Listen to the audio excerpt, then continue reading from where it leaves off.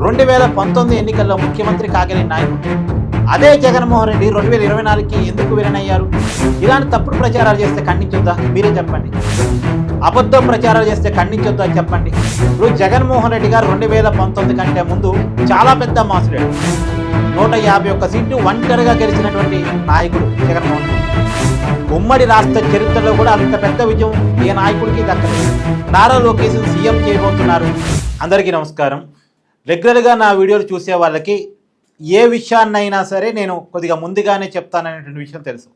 లాజికల్గా చెప్పే ప్రయత్నం చేస్తాను, రియాలిటీగా చెప్పే ప్రయత్నం చేస్తాను, ప్రాక్టికల్గా చెప్పే ప్రయత్నం చేస్తాను.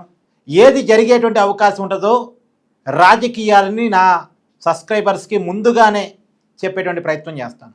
రాజకీయ వ్యూహాలు, ప్రతివ్యూహాలు, దాంట్లో ఉన్నటువంటి వాస్తవాలు, ప్రజల కోణాలు ప్రజలకు అర్థమయ్యేలా చెప్పాలని చూస్తాను. ఎందుకు చెప్తున్నానంటే, చంద్రబాబు నాయుడు గారు రాష్ట్రపతి కాబోతున్నారు, డిప్యూటీ ప్రైమ్ మినిస్టర్ కాబోతున్నారు, నారా లోకేష్ సీఎం చేయబోతున్నారు, ఉగాదికి ముహూర్తం కూడా ఫిక్స్ అయింది. ఇలా రకరకాల ప్రచారాలు గత కొన్ని రోజులుగా సోషల్ మీడియాలో జరుగుతూ ఉన్నాయి. కానీ ఇవాళ దాని మీద టీడీపీ అఫీషియల్గా రెస్పాండ్ అయింది.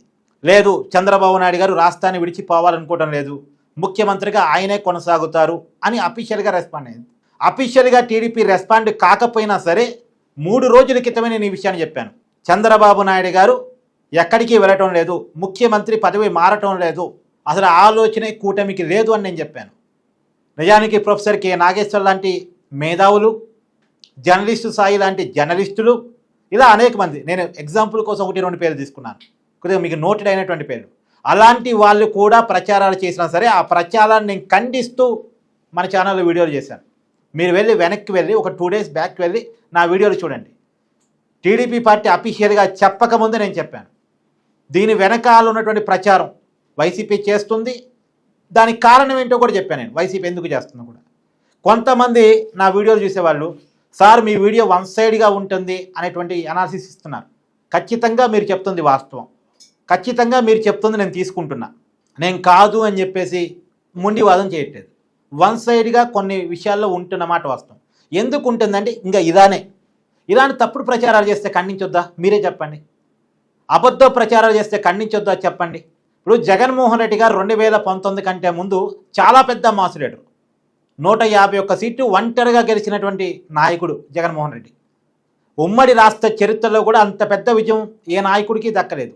సీరియస్లీ, ఒక రాజకీయ పార్టీ పెట్టుకొని చాలా తక్కువ టైంలో క్లిక్ అయ్యి 2014 మొట్టమొదటి ఎన్నికల్లో ప్రతిపక్ష నాయకుడయ్యి 2019 ఎన్నికల్లో ముఖ్యమంత్రి కాగలిగిన నాయకుడు. అదే జగన్మోహన్ రెడ్డి 2024కి ఎందుకు విలనయ్యారు? ఒక్కసారి విచక్షణ కలిగినటువంటి వైసీపీ కార్యకర్తలు, నా పార్టీ బాగుపడాలని కోరుకునేటువంటి వైసీపీ కార్యకర్తలు ఒక్కసారి రియాలిటీలోకి వెళ్ళి ఆలోచించండి. నిజానికి నా వీడియోలు రెగ్యులర్గా జగన్మోహన్ రెడ్డి గారు కానీ చూస్తే, ఇతను విమర్శిస్తున్నాడు అన్న విషయాన్ని పక్కన పెట్టి ఇతను చెప్పేదాంట్లో వాస్తవం ఉందా లేదా అనేది కనుక గమనించి తనను తాను మార్చుకోగలిగితే మళ్ళా వైసీపీ పికప్ కాగలదు. ఇవాళ జగన్మోహన్ రెడ్డి గారిని మిడిల్ క్లాస్ వాళ్ళు, ఒక section of vote bank Jaganmohan Reddy గారు ఫిక్స్డ్గా ఉంది.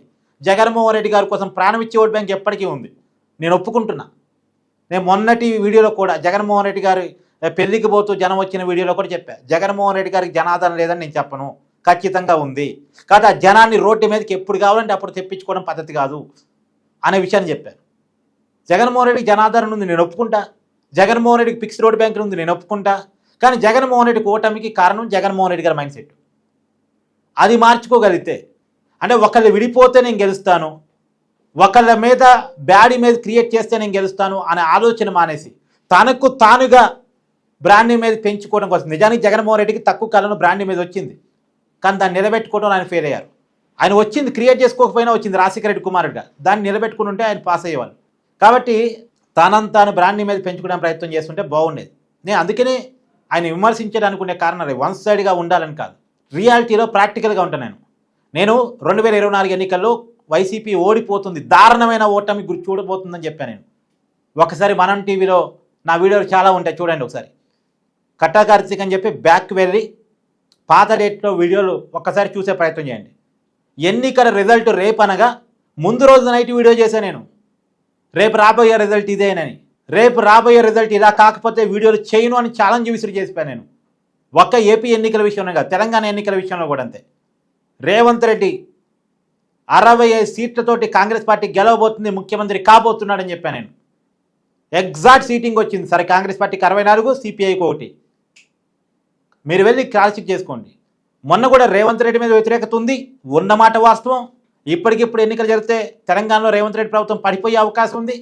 కానీ మున్సిపల్, కార్పొరేషన్, గ్రామ పంచాయతీ ఎన్నికల్లో మాత్రం కాంగ్రెస్ పార్టీకి విజయావకాశాలు వస్తాయని చెప్పాను. ఎందుకు విజయం కాంగ్రెస్ పార్టీ వైపు వస్తుందో కూడా చెప్పాను నేను. ఎప్పటికైనా నేను ప్రాక్టికల్గా ఉంటాను. సరే, ఎనీవే, ఒకటి మళ్ళీ చెప్తున్నాను, నారా లోకేష్ సీఎం కాబోతున్నాడని, చంద్రబాబు నాయుడు కేంద్రాన్ని బాబోతున్నాడని, ఇవన్నీ ప్రచారాలు, ఉట్టి ప్రచారాలు, వైసీపీ చేసిన ప్రచారాలు. ఇది నిజానికి ఈ ప్రచారం వైసీపీకే మైనస్. ఎందుకు చేస్తుందో నాకు తెలియదు, కానీ ఈ ప్రచారం వైసీపీకే మైనస్. ఒకప్పుడు నారా లోకేష్ని నాయకుడిగా గుర్తించడానికి కూడా ఇబ్బంది పడ్డ వైసీపీ ఇలా నారా లోకేష్ని వాళ్ళే ముఖ్యమంత్రి చేస్తున్నారు. ఇలా పదే పదే నారా లోకేష్ ముఖ్యమంత్రి అయితే ఆటోమేటిక్గా ఆయనకి ముఖ్యమంత్రి స్థాయి వైసీపీయే కల్పించినట్టు అవుద్ది. మరి ఆ పార్టీ స్ట్రాటజీ రాంగా తెలీదు, వాళ్ళు సమీక్ష చేసుకోవాలి. ఎనీవే, మీ అభిప్రాయాన్ని కూడా కామెంట్ చేయండి. Thank you.